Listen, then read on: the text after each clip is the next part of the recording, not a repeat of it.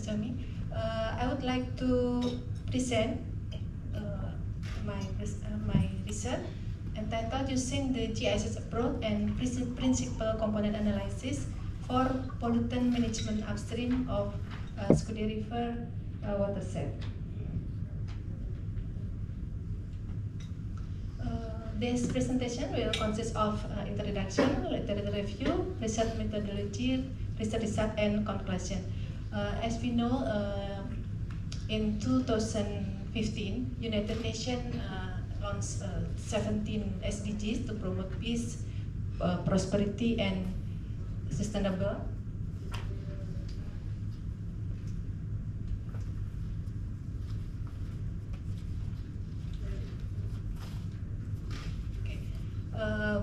Especially for goal 6, clean water and sanitation, and then goals 3 about human good health and well-being, and goal 11 is about sustainable community and cities. And we know that river water quality is very important to achieve of these goals.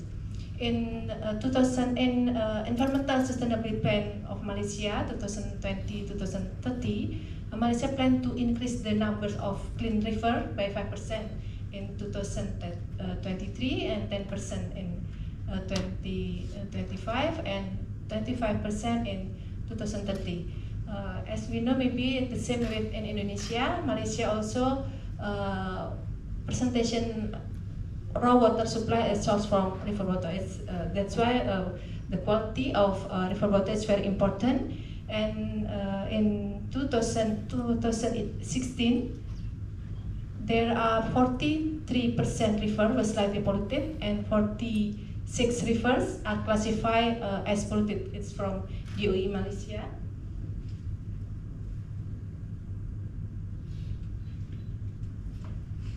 The other background is very important. Maybe from this morning, from Prof. Ignatius Sutapa, we also already know. Maybe I will quickly for this slide. There are a lot of human activity surrounding the river will affect it and influence the river water quality. And same also in Indonesia, some 70% pollution source is from domestic wastewater, and the Skudi River as the third largest watershed in Johor Bahru, and also its source of water supply, is very important to monitoring the quality of the water. So very important to have some monitoring system program as early warning. Every river water quality monitoring, we will use water quality index. This is the most effective tools for providing feedback on water quality to policymaker and environmentalists. And as we know, in Malaysia there are 5 parameters: BOD, COD, ammonia, TSS, DO, and pH. And for get this water quality index, we have to wait maybe 5 days, because for analyze BOD, we need 5 days in laboratorium. So with this, in this research, we try to find, is there any parameters that we can use to predict the water quality index? And this presentation is very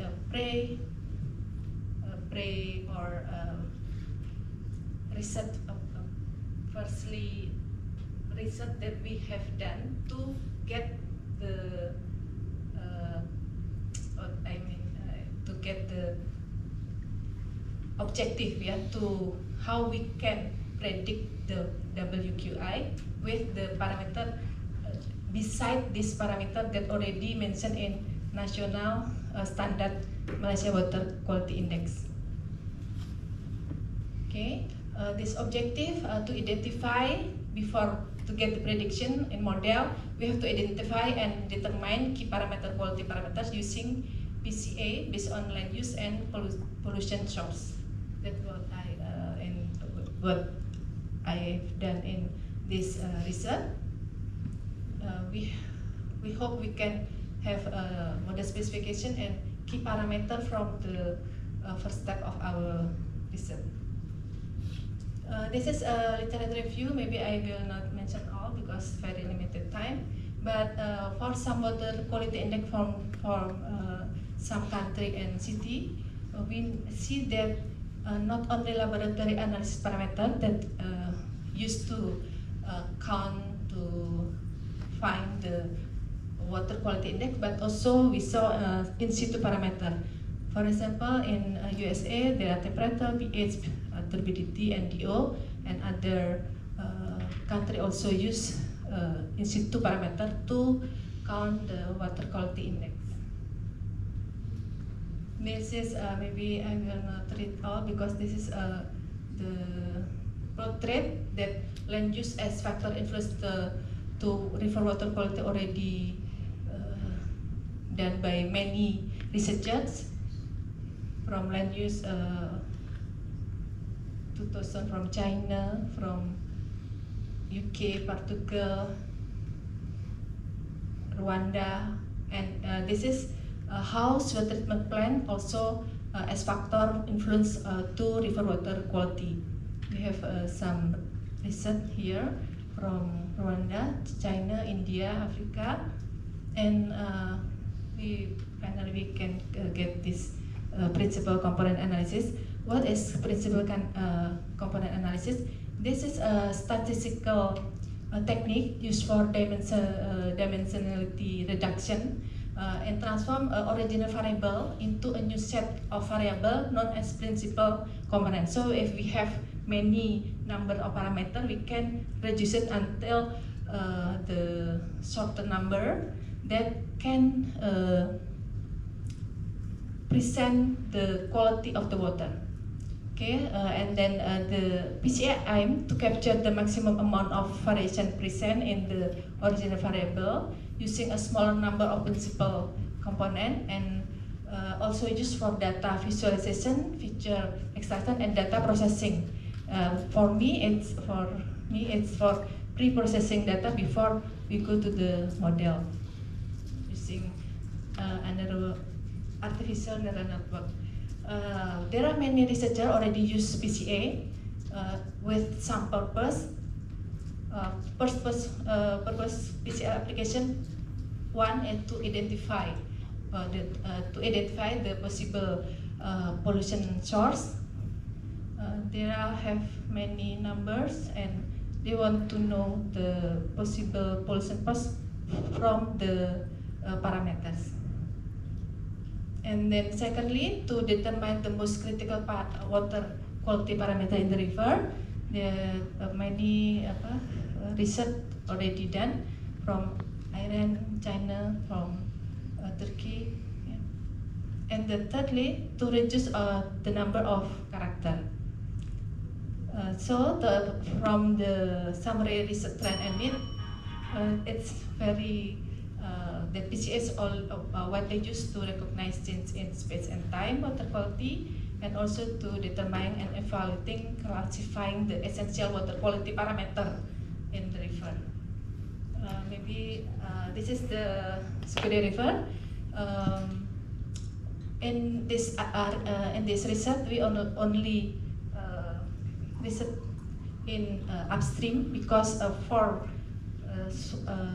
watershed 1, 2, 3, 4, because it's in upstream of the Sultan Ismail water treatment plant. So we want to take a look what the activity in upstream that will influence the quality of the river for raw water in Sultan Ismail water treatment plant.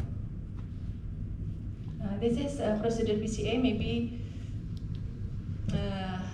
I try to faster. Data collection and then data preparation. We do normality test and then see. And then we make Kaiser-Meyer-Okin and Batte test. After that, anti-image metric and commonality to see how the parameter is connected each other.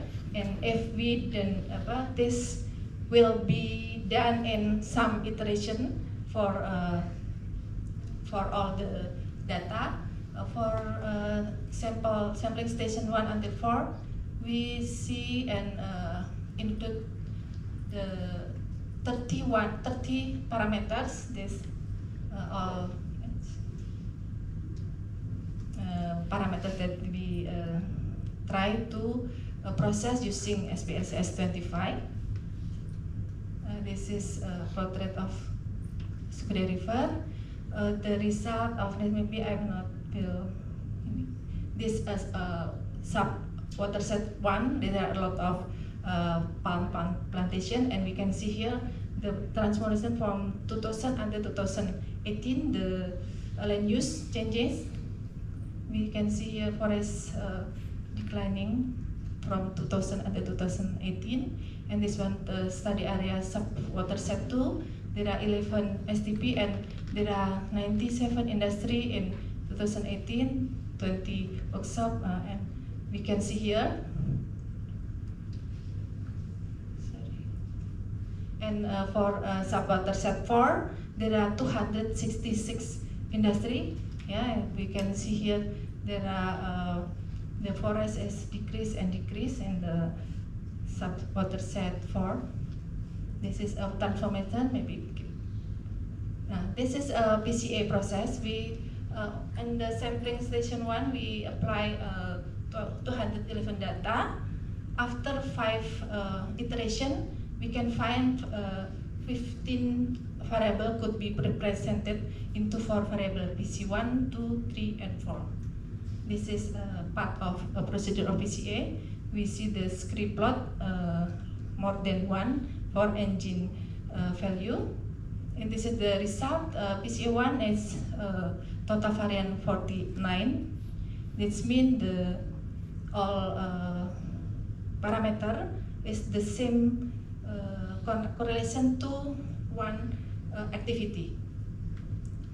After rotating Varimax factor, we finally we can find that Varimax factor 1 49.89% parameter reflected the mineral component of the river water, agriculture, effluent, and fertilizer, and secondly parameter from other point source pollution such as open land and residential area, and Varimax factor 3 8%, and then Varimax factor 4 7%. We done it for all the sampling station, and finally we can see the result that sub-watershed 1, it's agriculture and water mineralization is the most affected the river water quality in Sukudai, and sub-watershed 2 is water mineralization, and then agriculture and domestic waste. Watershed 3 first is domestic wastewater, and then water mineralization, soil erosion, and then for sub-watershed 4, I have mentioned that there are 266 industry and 22 STP. There are industrial wastewater is one of pollutant source, and then mineral water station, and also soil erosion. And from the result, we can see that lab analysis parameter have effective influence effect to the river water, as we can see here. But also we can see that in situ parameter also have important role in the river water quality. So the comparison principal component analysis, we can reduce among the parameter and set the most critical water quality. And I have mentioned about land use analysis. The most important is in situ parameter has an essential role in the determining river water quality. A recommendation, maybe we can use this research as only for Skede River watershed, maybe can do also in the other river, because actually we already try to put in situ parameter as input model using artificial neural network, and good result how in situ parameter can predict water quality index.